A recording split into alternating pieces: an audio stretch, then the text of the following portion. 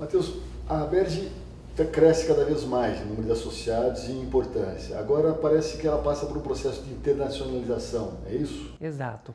A Aberj, o ano passado, completou 45 anos e desde 2010 nós iniciamos um programa chamado Brazilian Corporate Communications Day. O que é isso? Consiste em levar profissionais executivos de comunicação corporativa de grandes empresas brasileiras ou de empresas globais que atuam no Brasil para falar sobre as práticas e experiências que eles desenvolvem nas suas estratégias locais. Por quê? Porque no nosso convívio com os nossos associados, a gente percebeu que vários projetos de comunicação que são feitos no Brasil acabam virando benchmarking para as matrizes e sendo implantados em outros lugares do mundo. E no processo das empresas brasileiras que estão se internacionalizando, elas agora têm essa incumbência, essa necessidade de, a partir do Brasil, fazer políticas de comunicação para as outras bases em outros lugares do mundo. O português, como a gente sabe, é uma língua que poucas pessoas falam, apesar do grande número de milhões de pessoas falarem, mas são países específicos. Então é importante a gente estar traduzindo os nossos materiais para o inglês, estar levando os executivos para os outros países para que estabeleçam um relacionamento, um conhecimento, uma troca de experiências entre esses profissionais. E vocês tiveram contatos e sessões dos Estados Unidos? No próximo mês a gente vai estar realizando a 10ª edição desse evento. Por 3 vezes já fizemos em Nova York, 2 vezes em Londres, 1 vez em Buenos Aires, Santiago, Lisboa, Milão, e esse ano a gente vai realizar em Bogotá, Lima e em Berlim. E como é a receptividade? Como a comunicação organizacional brasileira é vista lá fora? Como você sente isso? A comunicação empresarial brasileira ela é vista de uma forma positiva, porque ela é vista como uma comunicação que busca conhecer a cultura dos países onde ela vai atuar, e entender as realidades locais e não ser impositiva. Ser uma comunicação mais dialética, uma comunicação que tenta entender o contexto social e cultural, onde as empresas estão baseadas, buscando falar na linguagem local. Não apenas ser uma comunicação que simplesmente traduz, cria-se uma política e se manda para fora para ser traduzido para as realidades locais. Em função da nossa multiculturalidade, de toda a mestiçagem, a integração que o Brasil promove entre as diferentes culturas que chegaram aqui, a comunicação brasileira é vista também de respeito, de tentar encontrar os elementos locais, a língua local para se comunicar, não sendo uma coisa impositiva. A Aberj tem novos projetos editoriais e mesmo grupos de estudos, como o Grupo de Estudos de Novas Narrativas. Eu queria que você falasse um pouco sobre esse presente, preparando para o futuro. Isso, o Grupo de Estudos de Novas Narrativas, ele completou 1 ano.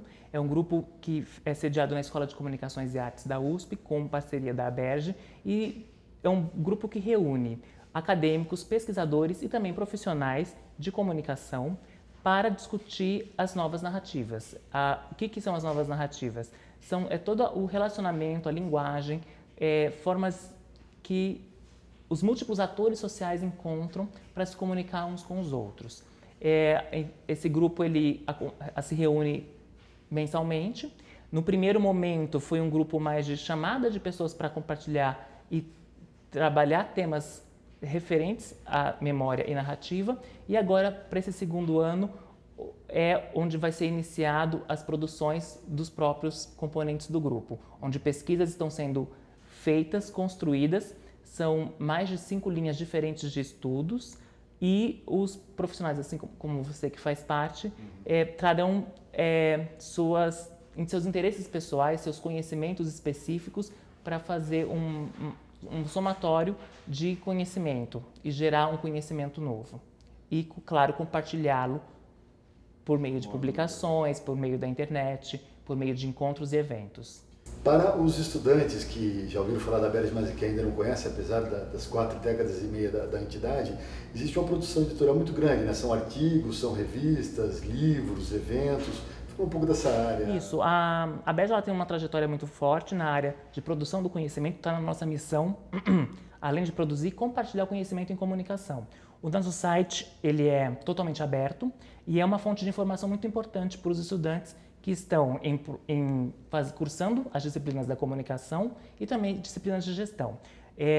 Pelo terceiro ano agora, nós criamos o Prêmio Universitário ABEGE, onde estudantes de comunicação e outras disciplinas são chamados para resolver um desafio proposto por uma empresa.